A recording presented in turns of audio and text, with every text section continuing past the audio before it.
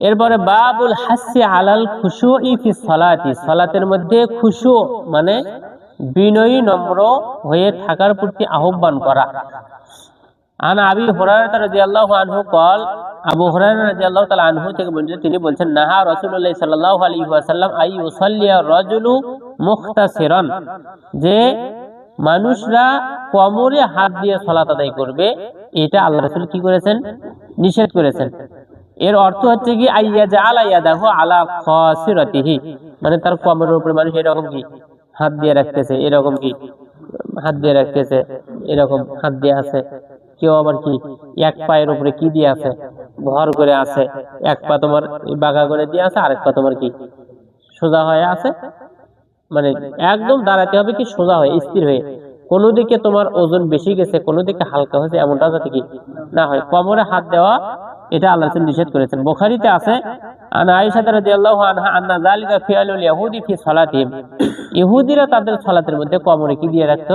হাত দিয়ে রাখতো। এটা তাদের কাছে। وعن أنس رضي الله عنه أن رسول الله صلى الله عليه وسلم قال إذا قدم العشاء فابدأوا به قبل أن تصلى المغرب, যখন রাতের খাবার তোমাদের কাছে এসে যায় তখন তোমরা সেটা কি করবা? মাগরিবের আগেই তখন তোমরা সেটা খেয়ে নিও। মাগরিবের আগেই খেয়ে নিও। কারণ কি? ইশার আগে খাওয়া কি নিষেধ।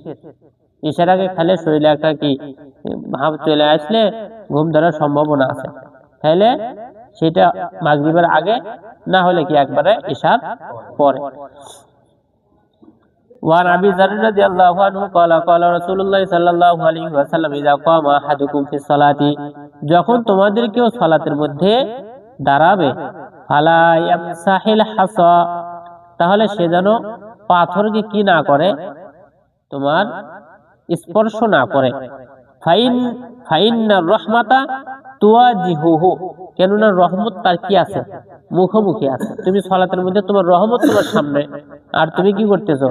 পাথর নিয়ে নড়াচড়া করতেছো। আল্লাহ রাসূলের সময়, সেই সময় তো পাথর ছিল বেশি, মাটিটা তো টাইলস করা ছিল না, মসজিদ কি ছিল? পাথরের মাটি। ওই মাটি পাথর দিয়ে করা, পাথরের টুকরো ছিল।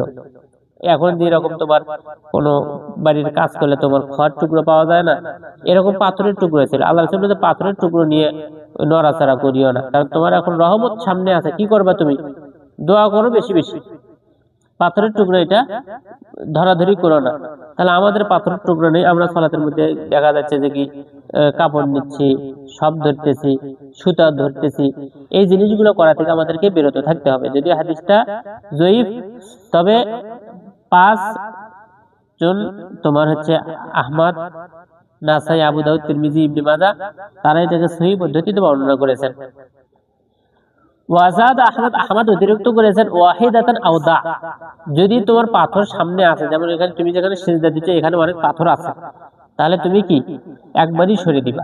আমাদের মসজিদেও যদি কখনো কি থাকে, বালু থাকে, ধুলা থাকে, তাহলে কি করো? একবার সরাও। আও দা, অথবা বিরত থাকো। যদি একবার মুছে দিতে চাও, সুযোগ আছে, একবার মুছে দাও, অথবা মুছে দেওয়ার দরকার নেই। এখন তুমি গিয়ে কথা বুঝেনি, একে শুরু করেছো মানে একবার ধাম করে দিচ্ছ বাড়ি, মানে ভেতরে যারা আছে কি হলো পেছনে, এটা নয়। একবার চাইলে সরে দাও, না হলে তোমার কি দরকার নেই, ওইটির উপরে তুমি সালাত আদায় করো। আনা আয়েশা রাদিয়াল্লাহু আনহা ক্বালাত সাআলতু রাসূলুল্লাহ সাল্লাল্লাহু আলাইহি ওয়াসাল্লাম, আমি আল্লাহ রাসূলকে জিজ্ঞাসা করলাম আনিল ইলতিফাতি ফি সালাত, সালাতের মধ্যে এদিক সেদিক তাকানোর ব্যাপারে আমি কি করলাম? জিজ্ঞাসা করলাম। ফাকালা, তিনি বলছেন হুয়া ইখতিলাসুন, এটা তো একটা ছিনতাই। ঠিক আছে, ইখতালিসুহু শাইতানু মিন সালাতিল আবদি, যেটা শয়তান তার বান্দার কাছ থেকে কি করে নেয়? ছিনতাই করে নেয়। মানে তুমি এদিকে তাকাচ্ছ 100 নেকি হইতো, তুমি এইটা সোজা দিকে সালাত আদায় করতেছো, তোমার নেকি হইতো 100, এদিকে তাকাচ্ছ তোমার 10 নেকি মনে করো কি কমে গেল। তাহলে শয়তান তোমার কাছ থেকে ছিনতাই করবে, মানে কি ছিনতাই করবে? নেকি ছিনতাই করবে, ভালো ভালো কাজগুলো ও কি করবে? ছিনতাই করে নিয়ে যায়। এটা একটা ছিনতাই, যেটা শয়তান তার বান্দার কাছ থেকে কি করে নেয়? ছিনতাই করে নেয়। বলে তিরমিজিতে অনুরূপ ভাবে বর্ণনা আছে, সহিহ বলেছেন যে ইয়াকা ওয়াল ইলতিফাতা, যে তুমি বেঁচে থাকো কি থেকে? তাকানো থেকে। ফি সালাতি, সালাতের মধ্যে। ফাইন্নাহু হালাকাতুন, কেননা এটা তো কি সর্বনাশা কাজ, ধ্বংস এটা। ফাইন কানা লাবুদ্দা, তোমার যদি তাকাতাকির অভ্যেস একেবারেই থাকে, করাই যদি লাগে, তাহলে তুমি করবা কোথায়? ফাবে তাতাবু, নফল যে সালাত আদায়গুলো করতেছ সেটা করি। হালকা যদি তাকানোর মনই যায়, তাহলে সুন্নত সালাত আদায় করতেছ, নফল সালাত, ওগুলোতে তাকাইও। এই ফরজ সালাতের মধ্যে সুযোগ নেই। এরপরেও এখন কি নফল সালাতে কি তাকানোটা কি হয়ে গেল? জায়েজ হয়ে গেল। যদি কারো তাকাতে মন চাই, আর যদি অভ্যেস হয়েই যায়, যদি ওর প্রয়োজন হয়েই থাকে, তাহলে সে নফল সালাতে করে। নফল সালাত তোমার মনে করো কি গিয়েও করা যায়, সালাত আদায় করতে করতে দরজাও খুলে দিয়ে আসা যায়। কথা বুঝতে পারছো? যদি একেবারে ইমার্জেন্সি হয়, জরুরি হয়, প্রয়োজন হয়, তাহলে এগুলোও করা যায়। কারেন্ট চলে গেছে, তুমি কি করবে? লাইটও দিয়ে আসতে পারবা। কথা বুঝিনি? তোমার সাইডে আছে, এটা করতে পারে। ক্ষেত্রে বিশেষে ফরজ সালাতেও হয়, তবে অপ্রয়োজন ভাবে কোনো দিকে তাকাতে কি এগুলো কি নয়, ভালো কাজ নয়। ওয়ান আনাস রাদিয়াল্লাহু আনহু ক্বালা রাসূলুল্লাহ সাল্লাল্লাহু আলাইহি ওয়াসাল্লাম, আল্লাহ রাসূল বলেন, ইযা কানা আহাদুকুম ফিস সালাতি, যখন তোমাদের কেউ সালাত আদায় করে, ফা ইন্নাহু ইউনাজি রাব্বাহু, সে তার রবের সাথে কথা বলে, মুনাজাত করে। ফালা ইয়াবসুকান্না বাইনা ইয়াদাইহি, সুতরাং সে তার সামনে কি করবে না? থুতু নিক্ষেপ করবে না। ওয়ালা আন ইয়ামিনিহি, তার ডান পাশে থুতু নিক্ষেপ করবে না। ওয়ালাকিন আন শিমালিহি তাহতা কদামিহি, সে তার বাম পাশে পায়ের নিচে কি করবে? থুতু ফেলবে। এখানে বাম পাশে যদি বলতো তাহলে তুমি দিয়ে দিতে একবারে। ও পাশে আব্দুল কুদ্দুস আছে না, আব্দুল সালাম আছে, যেটা কিন্তু না, বাম পাশে এবং কি পায়ের নিচে, তোমার পায়ের নিচে ফেলতে হবে। এখন কথা হচ্ছে, পায়ের নিচে তো তোমার কি ময়লা হচ্ছে মসজিদ, যদি মসজিদ ময়লা হয়ে যেত, তাহলে সেটা কি করতে হবে? পরিষ্কার আবার তোমাকেই করতে হবে। কথা বুঝুনি? আর এর থেকে ভালো কাজ টিস্যু বা রুমালি, এগুলো যদি কোনো কিছু থাকে, তাহলে এটা দিয়ে নাক পরিষ্কার করার অনেক সময় ব্যাপার থাকে। তাহলে তোমার থুতু যদি বেশি অত্যাধিক থুতু আসে, তাহলে থুতু তুমি কি ওই রুমালের মধ্যে নিয়ে পকেটে রেখে দিই, এগুলো করা যায়। হ্যাঁ, তাছাড়া তোমার এই কাজগুলো যদি ইসলাম যদি অনুমতি না দেয়, তোমার মুখের মধ্যে থুতু আসতে আসতে আসতে আসতে এতগুলো পালা হয়ে গেছে, তোমার নামাজে কি মনোযোগ বসার সুযোগ আছে? হ্যাঁ, নাক তোমার এইদিকে আসতেছে, তুমি এখন না পাচ্ছ কি নাক পরিষ্কার করে আসতে, না নাকের পানি তোমার এইদিকে আসতেছে, এই বুঝি ভেতরে ভেতরে ঢুকে যায়, বারবার টানতেছে বারবার টানতেছে বারবার টানতেছে। আচ্ছা 20 মিনিট ধরে যে একটা সর্দি আলা মানুষের নাকের পানি কত দূর আসতে পারে? এক সময় পানি জমা এখানে আসে, টান দিচ্ছে একবারে, আবার ভিতরে চলে যাচ্ছে। এই টেনশন যদি তোমার থাকে, নামাজে মনোযোগ বসার সুযোগ আছে। এই জন্য নামাজের ভিতরেই যাতে মনোযোগটা চলে আসে, এই কাজগুলো করার ইসলাম অনুমতি দিছে। অন্য বর্ণনা আছে তাহতা কদামিহি, অথবা পায়ের নিচে, ডান দিক হোক অথবা কি বাম দিক হোক, কোথায় রাখবে? পায়ের নিচে রাখবে। ওয়ান আনাস রাদিয়াল্লাহু তাআলা আনহু থেকে বর্ণিত, তিনি বলছেন, কানা কিরামুন লি আয়েশা রাদিয়াল্লাহু আনহা, আয়েশা রাদিয়াল্লাহু তাআলা আনহার একটা কি ছিল? চাদর ছিল। কথা বুঝতে পারছো? একটা সুন্দর চকমকে একটা কি ছিল? চাদর ছিল। সাতারাত বিহি জানিবা বাইতিহা, এটা দিয়ে আয়েশা রাদিয়াল্লাহু তাআলা আনহা তার বাড়ির পাশটা তিনি কি করতেন? ঘেরাও করে রাখতেন, ছতর দিয়ে পর্দা করে রাখতেন, ঘিরে রাখতেন। ফাকাল আল্লাহ নবী সাল্লাল্লাহু আলাইহি ওয়াসাল্লাম, আল্লাহ রাসূল বলেন, আমিতি আন্না কিরামাকি হাযা, আয়েশা এই তোমার পর্দা তুমি আমার কাছ থেকে কি করো? সরে নিয়ে যাও। ফাইন্নাহু লা তাজালু, লা তাজাল মানে কি? বিরত না হও, চলতেই আছে চলতেই আছে। তাসাবিরুহু, তার চাকচিক্যগুলো, তার ছবিগুলো, অঙ্কনগুলো, নকশাগুলো তোমার তারিজু উপস্থাপন হতেই আছে, লি আমার কাছে, ফি সালাতি আমার সালাতে, অর্থাৎ আমার সালাতের মধ্যে তোমার ওই চাদরের নকশাগুলো বারবার কি হচ্ছে? চোখে আসতেছে, আমার ভেতরে বারবার তৈরি হচ্ছে। সুতরাং এই পর্দা তুমি কি করো? সরাও। সুতরাং সালাত আদায় করার সময় যদি এমন কোনো চাকচিক্য যদি তার নজর কেড়ে নেয়, তাহলে সেটা কি দিতে হবে? সরে রাখতে হবে, বাদ দিতে হবে। যেমন মসজিদের সামনে তোমার ঘড়ি আছে, এই ঘড়ি থাকাতে তোমার যদি মনে হয় যে সালাত আদায় করতে করতে তুমি একবার ঘড়ি টাইম দেখতেছো, তাহলে ওই মসজিদের ঘড়ি ওটা কি দিতে হবে? সরে ফেলে দিতে হবে। তারপরে লেখা আছে যে কি মসজিদে কথা বলবেন না, কিন্তু যখন তুমি সালাত আদায় করতেছো, তখন দেখা যাচ্ছে মুসল্লিরা ওই লেখা পড়তেছে, মসজিদে সালাত আদায় করবো না, তাহলে ওই লেখা কি দিতে হবে? বাদ দিতে হবে। তারপরে কি করতেছো? তোমার মনে করো মসজিদের মধ্যে আছে, মোবাইল ফোন বন্ধ রাখবেন, সালাত আদায় করা শুরু করে দিছে মানুষ, মুসল্লি এখন কি ওইটা পড়তেছে। সালাত আদায় করা শুরু করার পরে যদি এমন সম্ভাবনা থাকে, তাহলে মসজিদ থেকে এগুলো সব কি দিতে হবে? বাদ দিতে হবে। এবং মসজিদের সামনে ওই ঘড়ি রাখার কোনো কি নেই, প্রয়োজনই নেই। মসজিদের সামনে একটা ঘড়ি কেন থাকবে, কি জন্য? মসজিদের সালাতের বাহিরে ঘড়ি পেছনে আছে, মানুষের ঘড়ি দেখার দরকার? সালাত তো আদায় করতেছে না, এখন পেছনে ঘুরে দেখবে নাকি? পেছনে ঘুরে দেখবে কি কয়টা বাজে, সামনে তো আর দরকার নেই, কারণ ও কি পেছনে তাকাতে পারবে না? পারবে তো, কারণ ও তো সালাত আদায় করতেছে না। কিন্তু সালাত আদায় করলে, শুরু করলে মসজিদের দিকে, ওই ঘড়ির দিকে তাকানোর সম্ভাবনা কি একেবারেই 90%। তাকাবেই মানুষ, তাকাই। এবং খুতবার সময়ও তাই, ওই দেখতে যা দেখতে কেন ইমাম খুতবা শেষ করে না কেন, ঘড়ি দেখতে তার ওই চিন্তা করতে। সুতরাং এই লেখা আল্লাহু এক পাশে মোহাম্মদ, আল্লাহ মোহাম্মদ, আল্লাহু আকবার, বিসমিল্লাহির রহমানির রহিম, লা ইলাহা ইল্লাল্লাহ মুহাম্মাদুর, যাবতীয় লেখা যা কিছু আছে সবকিছু কি বাদ, সব দিতে হবে কি পেছনে, সালাতের যাতে মনোযোগ নষ্ট না হয়।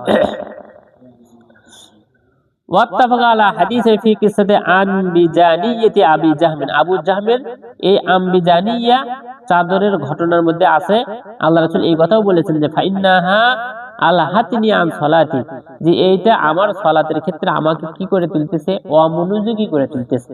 তাহলে আল্লাহ রাসূল সাল্লাল্লাহু আলাইহি ওয়াসাল্লামের যদি অমনোযোগী চলে আসে, তাহলে কি নয়, এটা ঠিক নয়, ওইটা রাখা ঠিক না। তাহলে সামনে যদি মোবাইল রাখো, যে ব্যক্তি মোবাইল রাখাতে সবারই কিন্তু এটা হয় না, সবারই কিন্তু সব জিনিস দেখে কিন্তু এই ভাবনাটা আসে না।